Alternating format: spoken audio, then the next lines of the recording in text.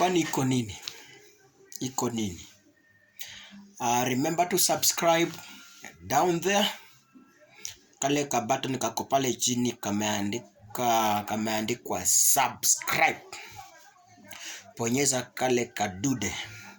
Utakuwa unatusupport sisi kama Sifuna Junior number 1 TV ni Kitale, the upcoming one, ili kukujulisha mambo ambayo yanaendelea, kukujulisha mambo ambayo yanatokea, kukujulisha mambo mpya, utamu na uhondo kutoka kwa wasanii, kutoka kwa watu tofauti katika kisiasa na pande zote ama nyanja zote. Tuko hapa ili kukujulisha wewe ambayo labda uko sehemu tofauti ambao utaweza kufika, lakini tutakuhakikishia kwamba tunaleta habari ambayo yastahili, habari ya kipekee, habari ambayo itakusaidia wewe katika njia moja au nyingine. Kitale, we are upcoming, na watu wa Kitale nasema usipite hii bila kusubscribe. Watu wa Kitale, ukiona Sifuna Junior, the upcoming TV number 1 in Kitale, tafadhali bonyeza kale kadude ukaweze kupata ama kuwa updated with any information, any news all over the country and even outside the country. Mimi ningependa kuongelea huyu msanii wetu anajiita the chairman of the gospel, ambaye amehit vyombo vyetu vya habari sana. Anaitwa Apoko Ringtone. Apoko Ringtone ni mwimbaji wa nyimbo za Injili. Kumbuka amefanya kolabo na mwimbaji wa Tanzania Rose Muhando. Sisi ndio tupo. Najua mnaielewa sana. Imehit sana, na kuna nyimbo anasema kwamba alitoa kanda ama albamu ya kwanza ama wimbo wa kwanza, kolabo ya kwanza na Rose Muhando. Mwenyewe anasema ya kwamba baada ya kutolewa kuweka YouTube, kuna mtu kutoka Eldoret, hatujui ni nani, yeye mwenyewe anajua. Tunajua haya mambo yanatufunika, wanaelewa mzuri sana, lakini mwenyewe anasema kwamba kuna mtu mmoja Eldoret ambaye alienda akatoa ule wimbo kwenye YouTube, ndio baadaye akakuja akatoa kolabo nyingine na Rose Muhando ambayo inaimba kwamba sisi ndio tupo. Sisi ndio tupo, na imehit sana tena sana. Ningependa kumuongelea huyu jamaa wetu chairman, the Ringtone Apoko, chairman of gospel chairman hapa Kenya. Mwenye anasema kwamba hapa Kenya, Afrika Mashariki, Afrika Magharibi, anasema kaskazini, anasema kote, yeye ndiye anasema. Katika interview zote ambazo nimekuwa nikimwafuata, amekuwa akijigamba hivyo. Licha hayo yote, ningependa kumcongratulate, kumshukuru Ringtone Apoko. Last 2 weeks Mr. Said aliandaa event, na nyinyi ambao mmekuwa mkifuatilia mnajua nini kilifanyika kwenye jukwaa. Wakati walikuwa wameanza mchango ama kubariki, walisema wanabariki Mr. Said. Kweli Ringtone, congratulations, you acted maturely. The first time niliona ukact maturely. I saw what happened between you and Bahati. Bahati alikuwa na feelings, pia ulikuwa na feelings, lakini nilikuheshimu kwa sababu ulichukua hatua mwafaka. Ulichukua hatua na ukaondoka katika jukwaa pole na ukaenda ukaketi chini. Nakumbuka ukimwambia Bahati ya kwamba followers ni wao. Hiyo maneno uliongea, followers ni wao, views mingi ni zao, lakini pesa ni zako. Sijui kama kweli ni Ukweli, sijui kama unaongea ukweli. Uko na pesa mingi kumshinda Bahati? Uko na pesa mingi kumshinda Bahati? Najiuliza hiyo swali. Na hata wengi hapa Kitale tumekuwa tunajiuliza swali, na ndiposa ningependa pia kujua. Ningependa ukanijibu hiyo swali. Uko na pesa mingi kumshinda Bahati? Katika ile kongamano ama event ya Mr. Seed ulitoa shilingi 50,000.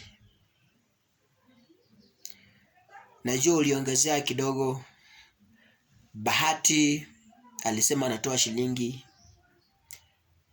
200,000 kwa sababu Mr. Seed ni ndugu yake.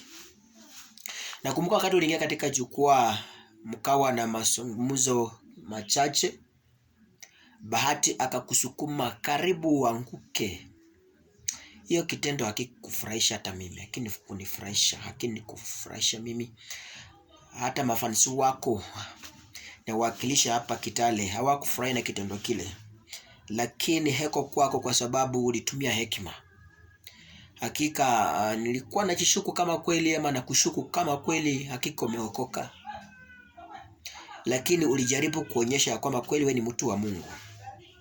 Uliweka hisia zako chini na ukanyamaza na ukaenda ukatulia. Lakini baadaye uliamuka na ukatoa mchango wako. Heko sana. Kitu cha pili ambacho ningependa kuongelea kwako Mr. Ringtone Apoko ni kuhusu huyu msichana ama mama ama mwimbaji anaitwa Justina Siokau. Katika interview zako mingi sana na wenzangu umekuwa ukimkana. Ukafanya interview na Kioko, ukaekana ukasema haumjui na haumtambui. Ukasema hata uelewi, hata jina yanakutatanisha kutaja. Ukafanya interview na presenter Ali, ukasema haumjui.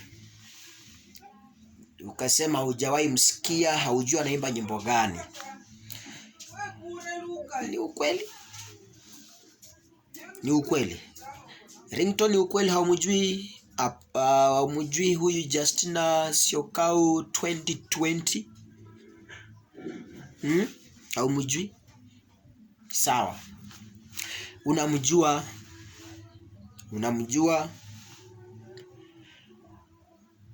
Justina amesema ya kwamba yeye angependa muwe pamoja. Angependa mutengeneze jamii. Angependa muoane. Angependa mfanye kazi pamoja. Anasema uko na hela, yeye ako na hela. Angalau kuna siku akasema ya kwamba hiyo vitu yote anajua uko nazo, lakini hajui bedroom iko namna gani. Response yako kila wakati imekuwa ya kwamba haumjui. Swali langu ni kwamba wakati ulifanya interview ya kwanza ukaelezwa, interview ya pili ukaelezwa, mpaka imefika interview ya 7 bado unasema haumjui. Contradiction inakuja ya kwamba wewe baada ya kusema haumjui unasema ya kwamba umetumiwa clip zake mingi. Katika clip zako umesikiza ngoma zake umesikiza, lakini bado unasema haumjui. Hapo umedanganya. Wewe simama kama mwanaume. Mwambie aje mkaongee. Mwambie ajitokeze mkakutane mkaongee. Ukamuulize umekuwa ukanasikia hili na hili na hili na hili na hili. Mkafanye uamuzi wenu pale. Sio kuficha sisi, sio kufunika sisi. Sisi sio watoto. Sisi tunaelewa hayo maneno. Kutana Justina Siokau mkaongee. Ukamueleze kinakaubaga kama inawezekana ama haiwezekani. Yeye alisema kwamba watoto 7 ni ngumu kwake, lakini unatoka watoto 7. Lakini mnaweza kutana mkaongea. Tunataka jawabu. Mtazamaji, msikilizaji, kutoka Kitale, kutoka Nairobi, sehemu zote za ulimwengu, sehemu zote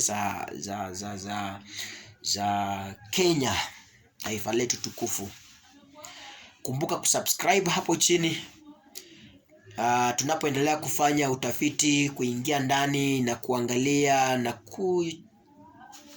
kuchakua ama kuchakara kuhakikisha kwa tunakuletea, tunakuupdate na kila aina ya news, kila aina ya habari kutoka kwa wasanii wetu, kutoka kwa wanasiasa na sehemu tofauti tofauti, kujuza wewe ukapate kujua.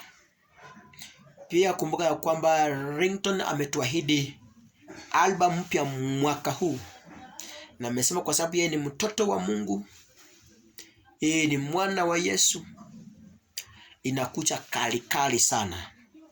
Tunatekea bado, inamfuata unyo kwa unyo. Nataka nijue. Kumbuka pia Mtumbaman alipropose kwa Justina Siokau. In the next tutakuwa tunaongelea Mtumbaman alifika wapi na Justina Siokau na proposal yake. Unakumbuka katika birthday ya Siokau Justina, Mtumbaman alichituma, aliingia bila ticket, aliingia bila invitation card, na akawa amepepa cucumber, amepepa, akaambia Justina, mimi nimekuja real, nataka nikuonyeshe real mimi ni nani. Akatoa cucumber, akamwambia ndio hii. Justina akamuuliza, hey, hii ndio size yako? Akasema, hey, hiyo ndio size yangu. Akamwambia kuza kidogo, shika. Justina akasema, sishiki. Mtumbaman alipika makoti na pete, akamwambia niko na hii. Nakwambia in the next episode nataka kwenda kukutana Mtumbaman mwenyewe, anieleze kulienda namna gani, baadaye walielewana ama hawakuelewana. Mtumbaman na Justina Siokau in the next episode. Remember to subscribe, remember to like and share. Asante sana. Watu wa Kitale tunawapenda, watu wa Nakuru tunawapenda, Eldoret, Bungoma, watu wa Ingo, subscribe pale Bungoma, Sangalo, TTI, subscribe na kuletea mambo tamtamu, vitu tamtamu kutoka kijijini. Na ingia hapo Mwibale pale Torof, naona pale Torof.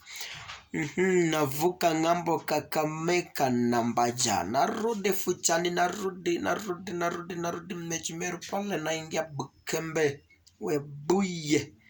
Webuye Lukulu, minarudi Kitale, ndani ya Kitale ya fwe Ingo tunakula busuma. Subscribe kwa habari zingine mingi. Asante sana.